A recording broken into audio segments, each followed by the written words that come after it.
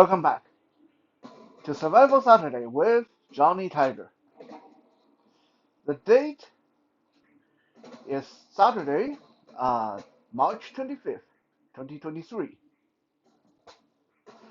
No, I'm not going to show you guys stick fighting today, even though I got a stick here. I'm actually going to show you guys a nice little bit of survival and self-defense when someone, especially someone who you owe money to, sends someone to break your leg. Okay? Leg breaking, kneecapping is a very common thing that people that attack you with weapons, especially sticks or baseball bat, on the street will do. Right? Okay, this is a little thing to know that when you get attacked with a stick, a bat, a club, a baton on the street, it's not always going to be very obvious like this or like this. Right? It's not always going to be like the diagonal or up and down vertical thing that you see in a dojo. Right? It's not going to be like that. Okay, and even if it is, it's going to be a lot quicker than you can imagine it happening in your training facility. Let me give you guys a quick example story. There was one time we were doing our basic stick fighting or stick self-defense. So the premise was if someone lift their stick and do an overhead from up and down, straight down the middle, hit, how do you defend against it? Well, the idea is the moment you see this coming, you thrust your hand up in the air, so this will, in theory, glance down the side of your arm, so your arm will deflect this and then give you time to enter into the person's space so they can't swing again. Good technique. However, there is a problem in that your reaction time is the key to this. Okay, if you react too slow, you either get your arm broken or you get your head busted open. Me and my training partner, we're both very seasoned. And I was the one with the stick. So I started out with a stick up like this. I'm going to break your head. Okay? I'm going to. That's really quick. Okay, that is there's no way you're going to be able to start entering when you see me swing. Okay, if I already have my arm up like this, you cannot wait for me to swing. If I already have my arm up like this, you need to move. You need to come in before I even start swinging. Okay? If I have my arm up and you're waiting for me to swing, you are going to get busted every single time. So after a few failed attempts, we changed the premise a little bit. So this time, rather than starting with a stick already raised, I start with a stick behind me. This way, I walk up to my partner, lift the stick, and swing. This gives him a lot more time to react. Okay, so in training, what I'm saying is in training, you are conditioned to play nice with each other. But when you're on the street, if you expect the person to really tailor their swing to your technique, you are going to get messed up, right? Because a lot of time when the person approach you, they might already have the club down by the stick, down by the side, baseball bat over their shoulder, which means this is as fast as like this, okay? Before you even get a sentence out, all they have to do is swing. You don't even have time to do your martial art. So a rule of thumb, very basic, very fundamental, but extremely important, is anytime you see someone approach you with a stick, a club, baseball bat already chambered over the shoulder, under the arm, overhead. It's time to move. You need to either get out of the reach or jump right in so they can swing. Okay? Don't stand there and think that you're going to be able to do your martial art and waiting for them to swing. It doesn't work. It will not work. Your reaction will not be fast enough. Okay? The moment you see that they got the weapon in their hand and they are ready to swing, you need to go. You need to either move in or move out. Preferably move in. Because if you move out, but you fail to outrun them, you're tired. Now they still have the weapon. Huh? If you move in, as long as you stay very close to them, this long weapon, this blunt weapon, very much less effective. Very, it's going to be reduced in capacity. Now, there's a one exception to this. If the person's using one of those collapsible baton, then you probably want to think twice about moving in. Why? Those collapsible baton, if you never held one in your hand, they have weighted handle and a steel cap, usually a steel cap on the end of the handle, which means they are not just striking a long-range striking weapon. If you go in close, they can bash the heck out of you with the other end of the handle, and that handle weighs usually just under a pound. Okay, that's like getting hit with a hammer close in. So, uh, collapsible baton really don't conform to the blunt weapon rule. You don't want to close in on those guys. If the guy have a collapsible baton, you probably want to try to run away. Well, no matter what they have, you probably should try to run away in the first place. So that's a little bit of digression, uh, but it is relevant to what we're talking about today because a lot of times, like I said, out there it's not going to be obvious. Swing at your neck, swing at your face. Okay, it's going to happen sometime. But a lot of the time, especially if you run into someone who is seasoned, someone who knows their stuff, someone who has been in a few street brawls, they're going to start something like this. Point their stick at you, point the baseball bat at you, huh? At your face, at your chest. But what they're actually doing is wait for that moment when your attention is diverted and swing right down at your kneecap, swing right down at the side of your knee. Because all it takes is one good hit and down you go. It doesn't matter what kind of jitsu, what kind of fu you know.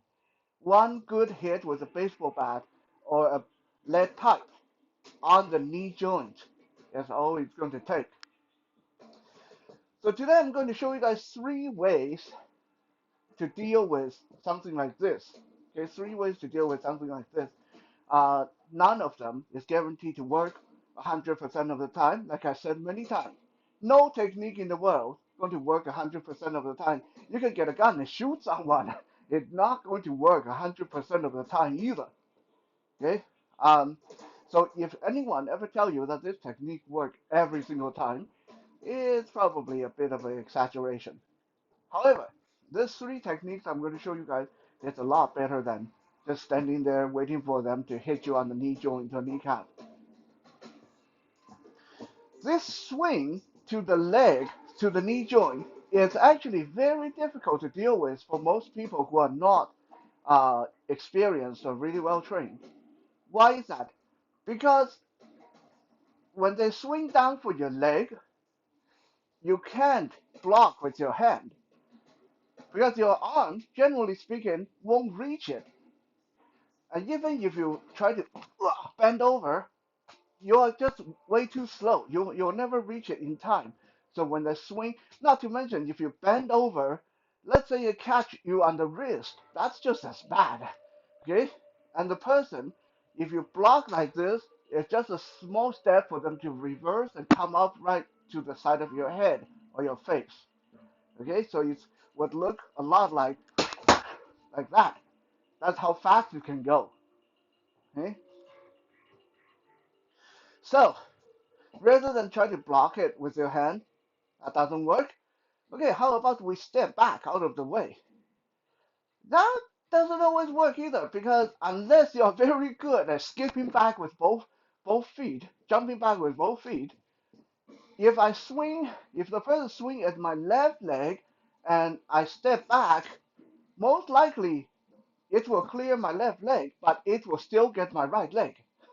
Okay, that because I'm most likely I won't have time to move both legs at the same time when they swing. So here are the three techniques that work better in this case when someone swing for your leg.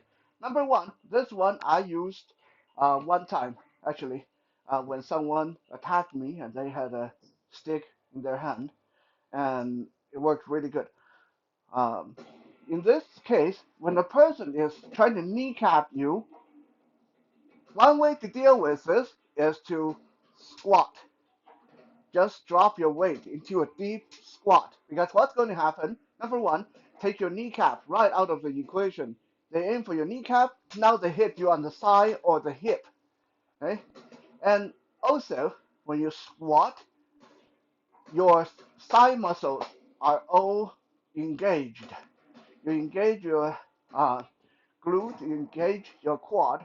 So, yes, they still hit you on the leg, but this is a lot better than kneecap.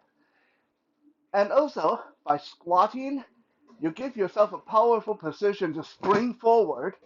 So if they swing a stick at my lower half, at my kneecap, I squat. It gives me a really good follow-up to just drop my whole weight down on the stick. That will usually bounce the stick out of the grip, because it's my whole body weight against the grip. Now I have the stick, and all that take is swing back, right? So that is solution number one. When the moment that you know, if you even suspect they're going to swing low for your leg, drop into a squat and drop your weight onto their stick, onto the baseball bat.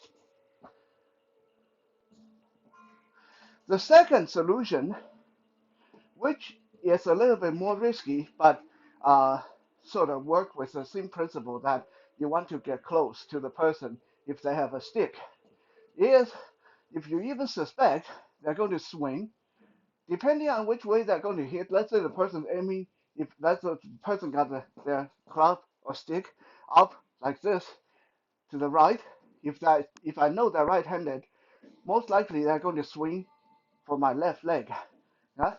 Not often will they reverse and swing because they're just too slow, right?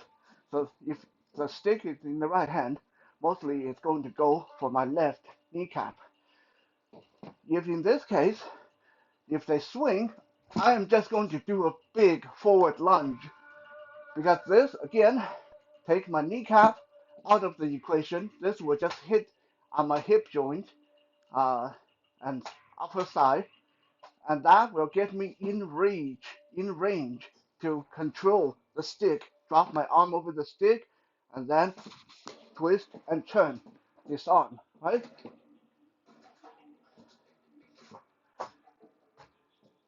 Now, the one situation where this technique is risky is if the stick is really long and you don't have a good lunge. If you lunge too short, it's still going to hurt like hell, right? So if you have to do this big lunging entry, then make sure you take a big step forward, right? Okay. So lunge or squat, both are exercises. Hey, these are exercises we do in Fitness Friday. And guess what? They are going to save you from leg breakers. Number three, the third technique. This one is a little bit more controversial and harder to master, but personally, I really like this one. This is called the number four leg block, or the cross leg block. Those of you that have balance issue, this might not be for you, and this will only work if you have shoes on. if you have shoes on. If you don't have shoes on, don't do this one. It's not going to work. You're going to break your foot. So the person is going to swing low at my kneecap. Well, all I have to do is bring my one foot across so they hit my shoe, right? Yeah, that's yeah, that's hard hitting. It's even bending the stick, right? But it's not hurting me. Right? My shoe can take that, and this is just some cheap runners I got on. So I got on hiking boots. Yes, hit my boots all day long, no problem. Okay, baseball bat, same thing. Hammer, same thing. Okay, so all it takes is you shift your weight onto the leg that they're attacking, and then bring your other leg across the front of your knee so your shoe block the side of your leg, right? Like that. Right? You don't need to be some kind of crane master to be and be able to stand on one leg for an hour. All you have to do when you're practicing is be able to do 1, 2, 3. That's all. 1, 2, 3. Huh? 1, 2, 3.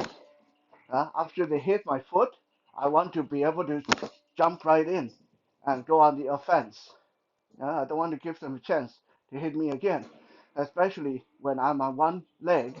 I'm not very stable. I don't want them to suddenly rush me. Okay, so the moment they swing low for my leg, I bring my foot up, catch it on my shoe. That's all. I hope that none of you ever have to use this technique and none of you ever get kneecapped or have someone try to break your leg. But these are good little tidbits for some street level self-defense, but to keep in the back of your mind. Thank you for checking out today's episode. I'll be back again tomorrow for some Sausage Sunday.